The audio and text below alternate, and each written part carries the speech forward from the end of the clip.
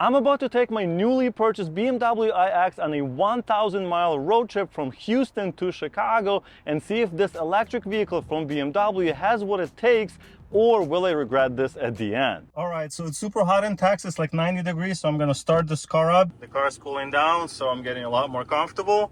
Looks like I'm at 94% charge, and that's gonna get me about 265 miles. At least based on the AC blowing as hard as it can and based on how people were driving it before. And of course, that probably means people are just flooring it to see how the car feels and things like that on their test drives. Let's put this car to the ultimate test and find out if we are at a point where it's practical to take an EV on a long journey. I connected my phone to the car so I can have Apple CarPlay and had it out right away, not wanting to be stuck in city traffic. It was after 4 in the afternoon already and I didn't want to spend too much time driving into the night as well.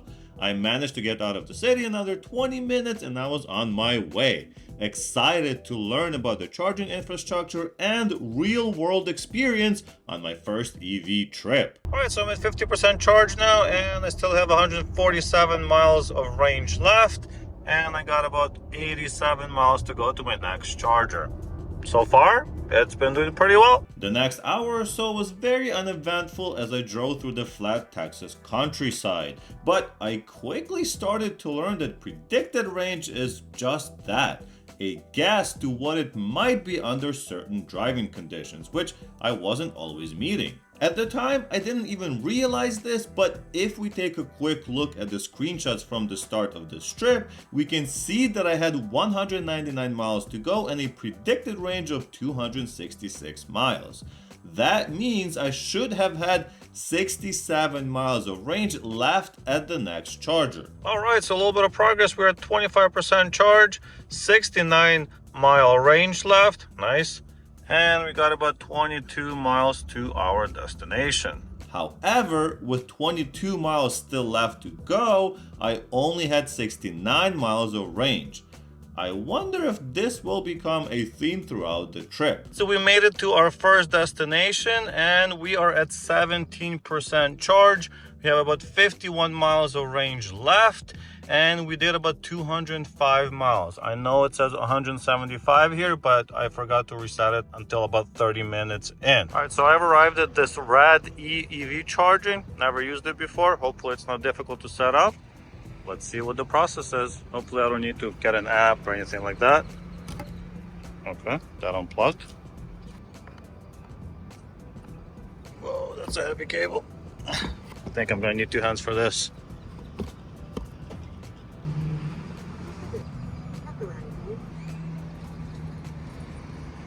Okay, we are charging. Our first charge on this trip. I'm concerned that it's only charging at 80 kilowatts. I'm back in the car and it's only been a few seconds and we are charging at 148 kilowatts, which is pretty good. And it looks like it will take quite some time to go fully charged, about an hour and 10, but that's not our goal.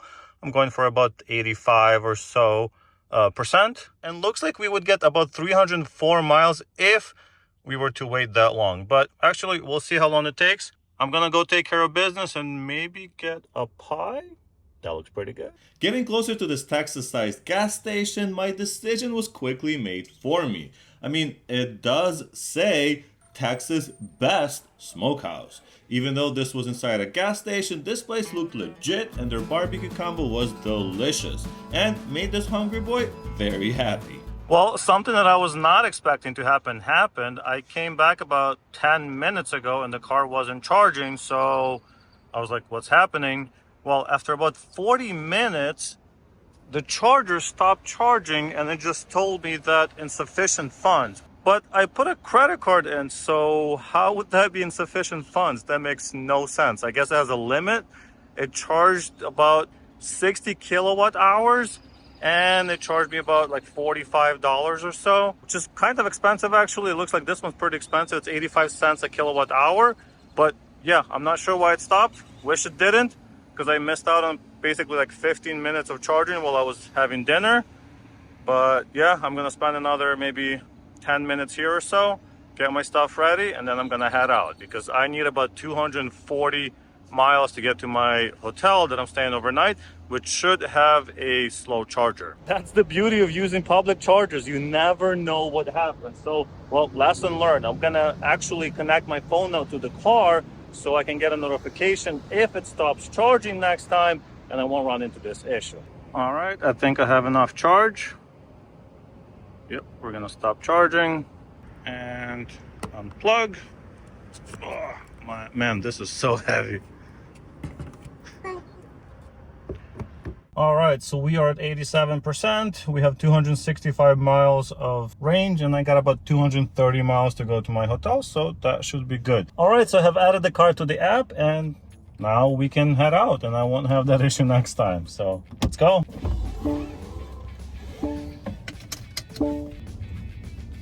And we are now on the second leg of this trip. There's going to be quite a few of those. I think probably like 4 or 5 charges realistically.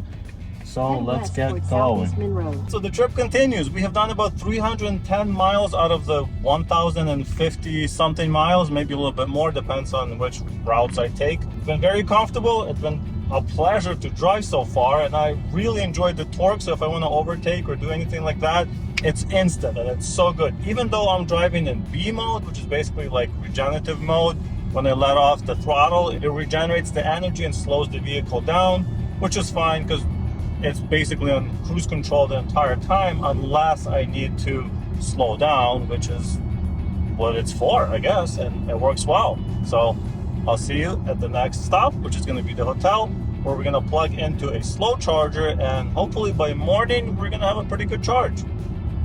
All right, see you then. I've just discovered a new feature. Apparently this has assisted driving. I know it doesn't have dynamic cruise control because that's not an option that I really care about, but assisted driving is on. So I have all the information in the heads-up display. The car is doing 70, keeping the lane, and just kind of driving itself for the most part. Pretty cool. Well, the car kept driving itself for the next 190 miles into the night until I finally reached the hotel. Well, guys, as you can tell, it's pretty late. It's actually after midnight, and I just arrived at my hotel with 3% battery and 9 miles. So what happened? Well, I got caught in the rain, so my range dropped pretty good amount. So I had to actually slow down to like 70 miles an hour towards the end, just so I could make it here with at least a little bit of charge. I have a destination charger here at the hotel. Looks like this charger can output about 32 amps, so it's not going to be fast, but hopefully it gives me some kind of charge overnight. Well, it's only charging at 3 kilowatts, which is basically nothing, and it says it's going to be done tomorrow at 1 p.m. So let me try the other one. Nope, still 3 kilowatts, so looks like we're gonna have to find a charger in the morning. So when it said tomorrow, it actually meant the day after, because it's after midnight, so it would have taken 24 plus 13 hours, so 37 hours to charge. But it seems like my AC limit was set to 16 amps, so I just raised it up to 48 amps, and now it's charging at 7 kilowatts, which is still slow, but at least I will have some charge. So let's say I'm going to be charging here for 7 hours. So in 7 hours, 7 times 7, 49. So we're going to get about 50 kilowatts. So we'll probably get to about 50% in the morning. Better than nothing. It'll probably give me 150 miles so I can start driving and then get a good fast charger somewhere on the way. With the car slow charging, I checked into my hotel, and after being up for nearly 20 hours, I was very ready for bed. See you in the morning.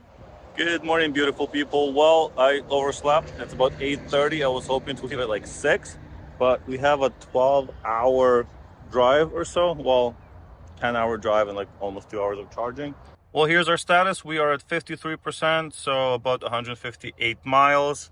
My next stop is gonna be in Walmart, looks like, about 100 miles away, and I'm gonna charge up to 82%, probably go to like 90 so I can go a little bit faster and make the 250 mile drive after that. My morning cruise to Walmart was a breeze, mostly on straight roads and the car practically driving itself. Once again, it started raining while I was driving, eating up about 20 miles of my predicted range. All right, so another truck looking location. There's a Walmart right there.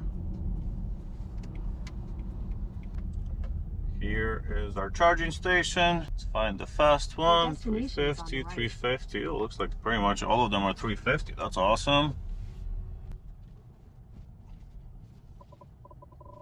And we're ready to charge. All right, so I am at my first Electrify America charger, and this is the hyper fast one, 350 kilowatt hours. My car can only do 200, but hey, faster is better, I think.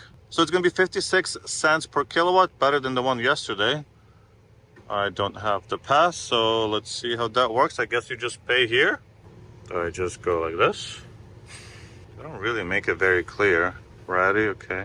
If you don't know what you're doing, this is pretty confusing. I'll plug in first, okay? Man, these are so hard to plug in. I never really used them before. It's so hard to do one-handed. I feel like that's a lot of strain on the charging port also. I'm gonna put it on a little bit on the car, which I don't really like, but hey, it's fine. Okay, remove card. Are we ready? Doesn't give you a lot of information. Okay, now it's authenticating. Okay, that's better. Processing error. Says it's declined. Not good. Retry. So it's not activating. That sucks. Well, I had to create an account. Let's see if that works. I really hope so. Okay, it worked through the phone. Well, we got further this time. Continue. Okay, something's happening, so that's a good start. Man, that's scary. I can see why people have anxiety with this stuff. But to give you a little update, we arrived at this Walmart with 14% battery and about 38 miles of range. So hopefully this ramps up to higher than 110 kilowatts, because I don't want to be here for like an hour and 20 minutes. Hopefully it goes to like 200 at least, or 190, something like that, and we get charged up pretty quick. All right, so that charger wouldn't go past 115, so I'm trying a different one. Hopefully this one's faster.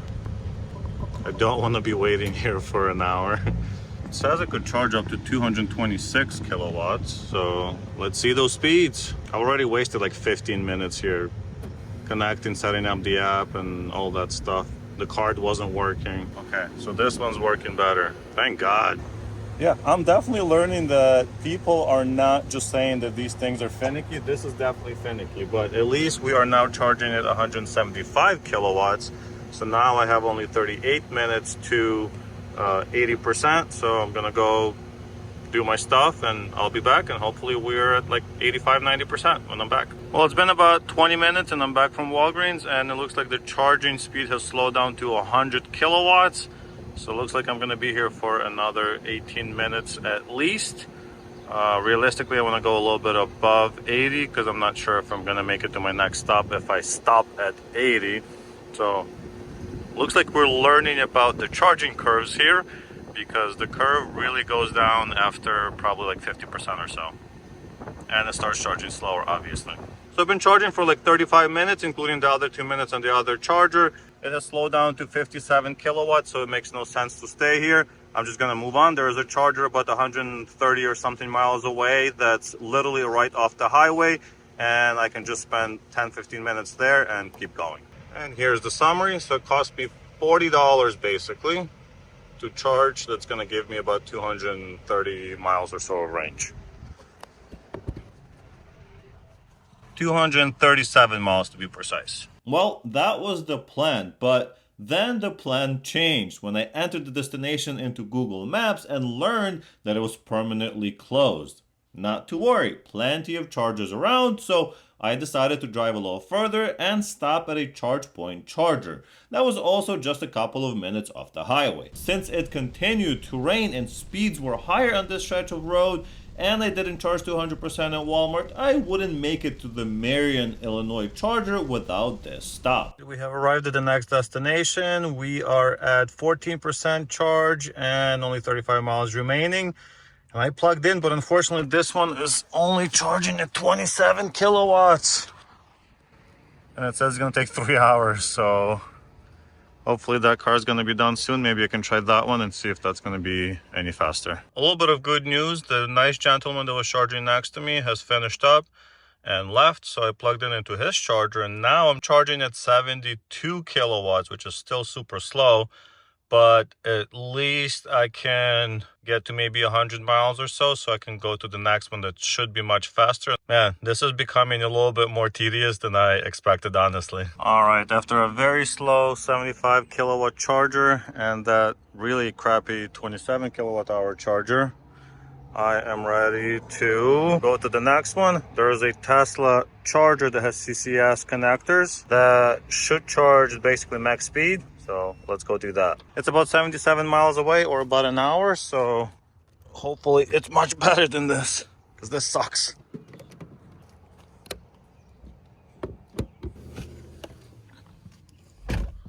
So I'm at 47%, about 120 miles at the speeds that I'm going. So yeah, let's go. All right, we have arrived at a Tesla supercharger. I am at 16% with 44 miles left of range, but I'm excited to see if this Tesla stuff will actually work. I got here and I was a little confused because it looks like it's just a Tesla plug, but I think this comes out. I don't know. Let's give it a try. I've never used a Tesla supercharger before. So, got my phone, find the charger. That's me. Charge here. I am at 2B. All right, looks like I need to fill some stuff in. Start charging. Okay, so press and hold the button on the handle for 2 seconds, then push the handle into the dock and pull out to detach. After plugging in, it will take 2 minutes. Okay, let's do it.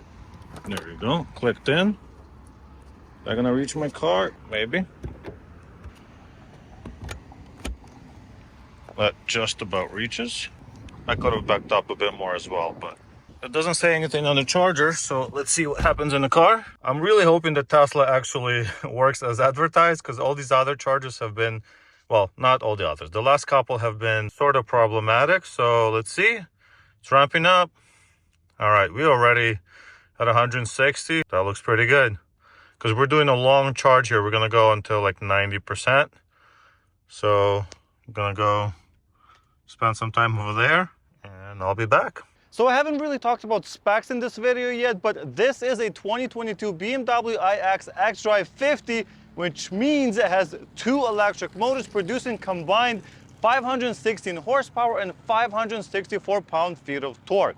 So we know it won't be slow, and it hasn't been. It's been amazing to drive. The energy for these motors comes from a 115 kilowatt hour battery with usable 105 kilowatt hours, which in theory should give me about 305 miles of range. But in reality, I have been seeing about 275 to 280 at the speeds that I am going. Another relevant information here is the charging speed. In theory, this car can charge at 200 kilowatts, but actually in the car it says 195, so I'm not sure which spec is correct. But in reality, it doesn't really do that. It charges at about 175, or at least that's the max I have seen after a long trip, so maybe the battery's warm, I'm not really sure.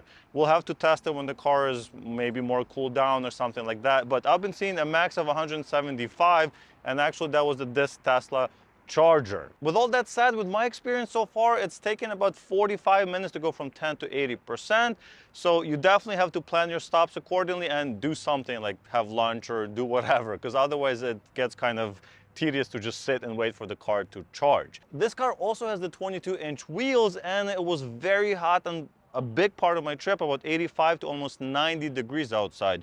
So the AC was working and running hard as well. None of this is great for efficiency, but here are a few things that I did to prep the car for the ride. First, I asked the dealer to charge the car to 100%. They didn't, but they got it to about 95, which gave me a good head start, so I didn't have to go to a charger right away. And that actually got the trip to a good start, so I got out of Houston, out of the traffic, and out of everything with a good amount of charge. I didn't have to do any charging for a few hours. I think I did like 3.5 hours on the first drive. You should definitely check the tires as well, because that makes a big difference. So I made sure that the tires were inflated to the perfect PSI as recommended by the car inside of the infotainment system, and that will will actually increase your range. Other things that affect the range are the rain. It started raining, well, it's been raining probably for like 50% of my trip, and that definitely decreases the range on the car. And that was actually pretty noticeable compared to like driving the X7, where you don't really care about the range because it does like 500 miles on a tank of gas.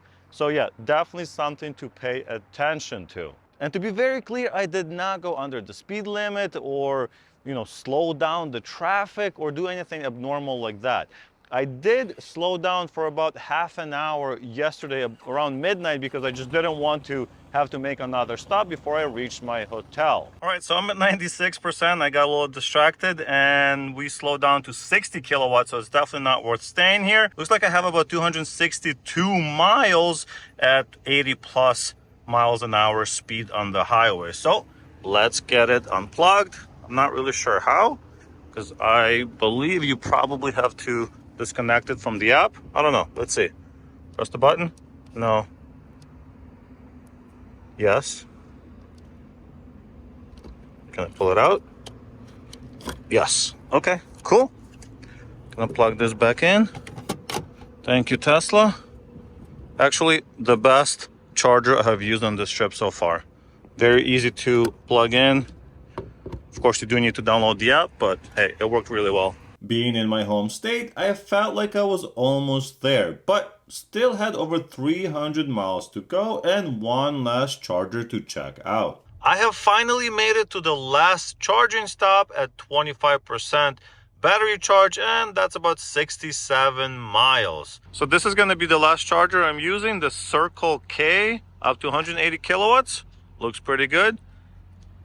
Thankfully, it has a card reader, which I'm very happy to see. I don't really like getting all these apps and everything else. Maybe if you travel a lot more, that makes sense. But honestly, I would rather just use a credit card. So let's see how that works. I guess CS1. Because it says AB here and this is 1 and 2 here. So, okay. 55 cents per kilowatt. I am allowed to start charging. Preparing to charge, setting up communication with the car. Heard a big clunk, so something's happening. Let's see what kind of speed we get here. Well, it starts off at 73, that's good. Can we go to 153? 148, all right. It's good enough for me. And here we can see pretty much the same speed, so everything's working perfectly. I am about 150 miles away from home, so I'll try to charge to like 180, 190 miles. That way I'm safe in case something happens or if it rains or anything like that. Should be pretty quick here. This charge is pretty good. After about 21 minutes, I have put in 45 kilowatts of energy into the battery. And now we have plenty of miles to get home. Basically at any speed. So I'm at 194 miles, 69% charge. Nice. So let's unplug and get going.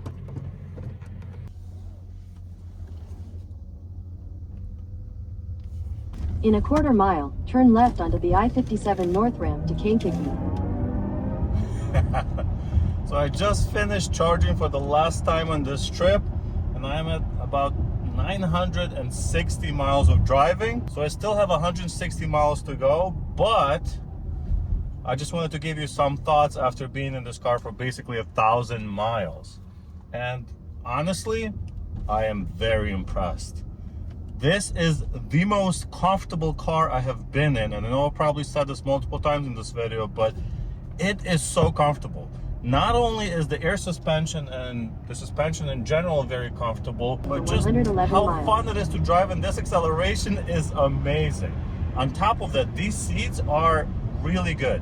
They're not 18-way adjustable like the ones I have in the X7, but still very comfortable, and it has massaging seats. So that really adds to the experience. And when I was starting to feel a little bit achy or tired, I just put it on for about 20 minutes. And honestly, the back feels much better right away. The lumbar support is really good, and it will massage go up and down. You can select how you want it to do it actually, and it's really nice.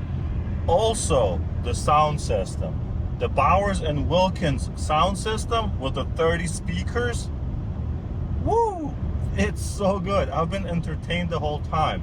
Normally when I drive, I just listen to podcasts or YouTube videos or whatever, something like that, like documentaries. But in this car, I want to listen to music. Honestly, for probably about 75% of the trip, all I did was listen to music at a very decent volume and enjoyed the bass, enjoyed the clarity, and just enjoyed how well it sounds. Even though I upgraded the amplifier in my X7 and it does sound really good, it does not sound like this. I guess the subwoofers that are built into this car and the multiples of speakers really add to the experience. The car also handles highway speeds amazingly. It's super planted, it feels comfortable, and I can go 90 miles an hour and feel still like it's supposed to be going that speed. For example, in my i3, anything over 80 is a little bit sketchy, I would say. So this car was definitely made for long distances and the highway and highway speeds, which is great. And what do I think about the range? Well, I have been going, let's just say not slow. So my average miles per kilowatt hour has only been 2.7, which is terrible, honestly. But I did not want to compromise how I drive because of this car. So what I did is I just drove how I would normally drive. And yeah, that means I'm going 80, 81, 82 miles an hour on a 75 mile an hour road. And that's honestly not even that fast. A lot of people were passing me. People were going 90, 95. I did not do that in this car, but I was still not slowing the traffic down. I was going a nice, comfortable, fast speed. And yes, it decreased my range by probably about 20 to 30 miles on a full charge. So realistically right now, when I plug it in and it tells me if I charge to 100, it's going to be like 275 to 185. And the total range, if I were to drive maybe at 65 miles an hour, 70 miles an hour, would probably be closer to 305. I do wonder what it's going to be like after a week or 2 weeks of driving just at regular speeds, daily commute, 45 miles an hour, something like that. But was that a detriment to my journey? Well, honestly, not really. The only issue I actually had on this entire journey is that one crappy charger that wouldn't charge at full speed. So that made me do basically an extra stop, which, sucks. And I wasted basically an hour at that stop because I had to plug it in. Then I was charging 27 kilowatts. Talked to the guy that was charging, he was finishing up. So I plugged it into that one. That was a little bit better, like 75, but still not great. So I wasted a bunch of time there, but otherwise, all the other chargers, the nice newer looking ones were great. Especially the ones that had the credit card reader, that worked perfectly fine. Tesla, also really easy to use. You do have to download the app, provide a bunch of information, provide your credit card, but once you're there, it works really well. And I'm happy that they have opened up their service and infrastructure to non-Tesla vehicles. Honestly, they're doing it right. I'm not a huge fan of Teslas, but their charging system is really good. They also have like 8 chargers at each location, which is great. Because if you show up to a charge point plus like the one that I had issues with, and there's only 2, and there's one other car charging, but one of the chargers is broken, or if there's 2 cars charging, you're screwed. Like you might be there for an hour waiting for somebody else to charge before you can charge. So now you've wasted an hour and a half or 2 hours of your time on one stop. But honestly, making those stops wasn't that bad. I thought I was gonna hate just waiting for the car to charge. But realistically, you stop every 2.5 or 3 hours anyway. So stopping and going to the bathroom, getting a little bit of food, maybe a snack, refilling on water, getting some drinks, just the regular stuff you would normally do takes 20 minutes. So if you have a fast charger like this one, I just actually went and got some DQ. By the time I came back, the car was already further along than I even intended it to be. So realistically, if you're on a long journey, it's not going to add that much time, unless you're one of those people that drives from Chicago to Miami in 22 hours or something like that. And I do know some people like that. They basically don't stop and drive 350 miles, 400 miles, 500 miles without stopping until they reach the destination. They just go in, put the fuel into the car, and just keep going. I'm not that type of driver, and I do enjoy the little walks I even did on some of these. So I'll just go on a 5-minute walk around the parking lot or whatever, stretch your legs, and I feel full of energy. I feel great. Doesn't even feel like I've done 1,000 miles. And yes, I did split it over 2 days because I got the car like 4:30 in the afternoon. So there's no way I was gonna make it unless I drove through the night and all that stuff. So I just didn't want to deal with it. So it was smarter for me to just split it into 2 days, take it easy, had a good night of sleep, and I'm gonna be home by basically 8:30 p.m. So not too bad. Yes, I did spend an entire day driving or getting food and doing things, but overall, it has been a very pleasant experience. I have finally made it home with 7% charge and 25 miles of range left. I had a little bit of fun on this last leg of the trip. So yeah, I used up a bit more energy than I probably could have, but whatever. I knew I was going to make it, so I had a bit of fun on the road coming back. So as you can see, my trip shows 1,090 miles, so plus the 30 miles that I forgot to record. So basically 1,120 miles done in this EV. Not bad. Interestingly, we have regenerated 23.1 kilowatt hours. That's more than that entire car has of battery. That's like 18 kilowatt hours. That's pretty cool. And the whole trip took about 15 hours and 33 minutes. And on that note, thank you guys so much for watching. I really appreciate it. And if you'd like to see more content on this BMW iX, don't forget to subscribe, like the video, leave your comments. I will definitely be making more content, especially on how it accelerates, how it handles at slower speeds, and just all those things that I was not able to do on this trip. Anyway, I hope to see you in the next one. Bye.